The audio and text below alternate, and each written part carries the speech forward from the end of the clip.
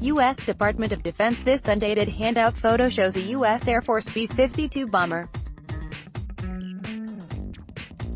By Karun Demirjian, The Washington Post. Washington, Congress is headed for a likely showdown over President Donald Trump's recent deal to lift certain penalties against Chinese telecom giant ZTE, after the Senate overwhelmingly passed its version of an annual defense authorization bill that would reimpose those punitive measures. The Senate voted 85-10 to approve the behemoth, $716 billion piece of legislation with little fanfare, a sign of how much common ground there is between the House's and the Senate's versions of the bill, which must still be woven into a single piece of legislation, and a reminder that Sen. John McCain, RS, who is chairman of the Senate Armed Services Committee, has speared the bill through many a floor fight in recent years, continues to battle a rare and serious form of brain cancer in Arizona. The measure is named after McCain. Start your day with the news you need from the Bay Area and beyond. Sign up for our Morning Report weekday newsletter. The bill envisions several policy changes to better equip the Pentagon to combat threats from aggressor nations such as Russia and China in everything from the arms race to cyberspace. But whereas most of those measures are expected to easily earn the support of the whole Congress, the ZTE provision has already sparked direct clashes with the Trump administration, setting up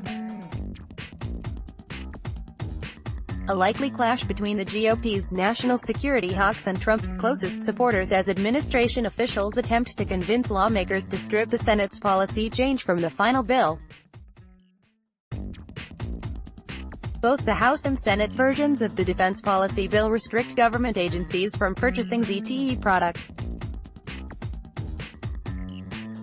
But the Senate bill goes one step further than the House's, ordering the reimposition of punitive measures that Trump sought to roll back in a deal they say is necessary to keep the company from dissolving. ZTE was effectively banned from the U.S. market because the company broke U.S. sanctions to sell products in North Korea and Iran. Several lawmakers, including some of the president's close allies, remain concerned that ZTE's products pose a significant national security concern, and could potentially be used by the Chinese government to spy on the United States. Senate leaders decided last week to include language written by two of those Republican senators, Tom Cotton, ARC, and Marco Rubio, Florida, who along with Democratic Sen.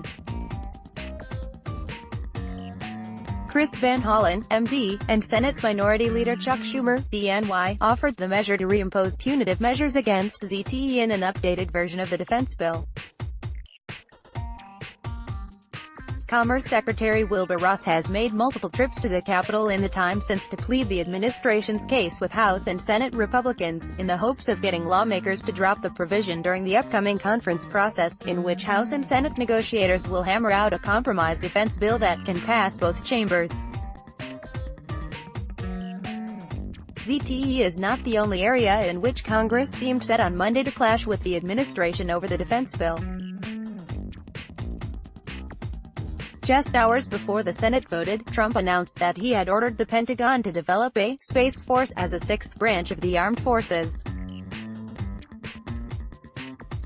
Lawmakers, who have been debating issues surrounding the potential creation of a Space Force via the annual defense authorization bill in recent years, leapt on the president's announcement, rebuking him and reminding him that his order requires congressional action, as Rep.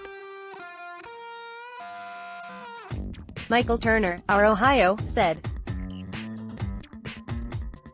The Senate bill also denies the Trump administration the wiggle room it was seeking on scaling back certain mandatory Russia sanctions, leeway Pentagon Secretary Jim Mattis had asked for to increase defense cooperation with countries where systems have historically been aligned with Russia, such as Ukraine. The Senate's bill also extends lethal assistance to Ukraine, and aims to increase the U.S. efforts to counter Russia's malign influence. National security concerns also appear to be behind the Senate defense bill's demands for reports on the expansion of Chinese military activities in the South China Sea, as well as prohibition on China participating in Pacific Rim naval exercises. concerns that China has been trying to skirt current regulations to exert more influence in U.S. markets are also behind changes to expand the review authority of the Committee on Foreign Investment in the United States. Some of those provisions are reflected in similar portions of the House defense bill. Like the House bill, the Senate defense bill also increases military pay by 2.6%, and envisions an expansion of the armed forces, but by fewer than the additional 16,000 positions created under the House's legislation.